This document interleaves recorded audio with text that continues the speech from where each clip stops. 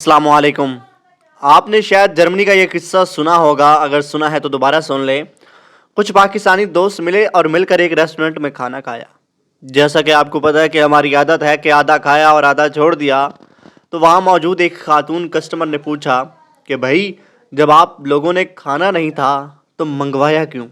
تو جواب وہی جو ہم اکثر دیتے ہیں لوگوں کو کہ ہمارے پیسے تھے، آپ کو کیا۔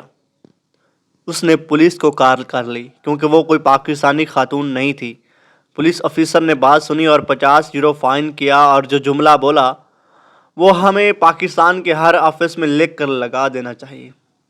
اس نے کہا کہ بھائی پیسہ تمہارا ہے، ٹھیک بات ہے، لیکن وسائل قوم کے ہیں اور تم لوگوں کو کوئی حق نہیں کہ قوم کے وسائل کو برباد کرو۔ اب آپ اس کے بارے میں کیا کہتے ہو؟ اپنی رائے کمنٹ سیکشن میں ضرور دیجیے اور اگر ویڈیو پسند آئی ہے تو ویڈیو کو لائک اور چینل کو سبسکرائب ضرور کریے گا۔ ملتے ہیں اگلی ویڈیو میں، تب تک اپنا بہت سارا خیال رکھیے گا۔ اللہ حافظ۔